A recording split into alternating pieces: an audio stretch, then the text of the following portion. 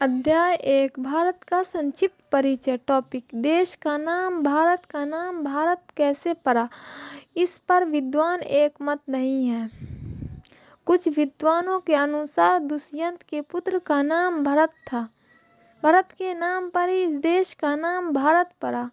जबकि कुछ विद्वानों के अनुसार जैन धर्म के प्रथम तीर्थंकर ऋषभदेव के बड़े पुत्र का नाम भरत था और इनके नाम पर ही इस देश का नाम भारत पड़ा।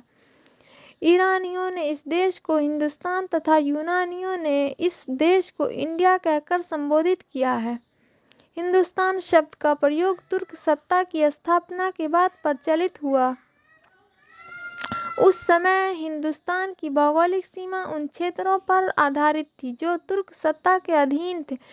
मुगल वंश के संस्थापक बाबर ने हिंदुस्तान शब्द का प्रयोग वस्तुतः संपूर्ण उपमहाद्वीप के लिए किया। प्राचीन भारतीय साहित्य में भारत को भारत भूमि कहा गया है और इसे जम्बू द्वीप का एक भाग माना गया। सिंधु शब्द से हिंदू शब्द निकला है।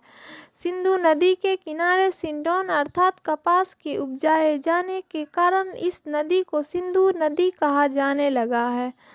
भारत को प्राचीन भारतीय साहित्य में 5 भागों में बांटा गया है। ये थे सिंधु और गंगा के मध्य में मध्य प्रदेश, मध्य प्रदेश के उत्तर में उत्तरापथ, पश्चिम में अपरांत, दक्षिण में दक्षिणापथ और पूर्व में प्राच्य देश।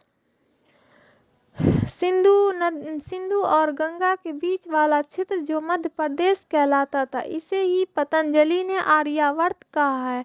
प्राचीन ग्रंथों के अध्ययन से पता चलता है कि भौगोलिक दृष्टिकोण से कश्मीर से लंका की सीमा तक और कश्मीर से असम तक की भारत का असल क्षेत्र रहा। वैसे इसके इर्द गिर्द जहाँ भी भारत के लोग बस गए उसे वह भारत का ही क्षेत्र मानने लगे, लेकिन असल में वह भारत का क्षेत्र नहीं था। अब देश की आज़ादी के बाद इसकी सभी तरफ की सीमाएं निर्धारित कर दी गई हैं।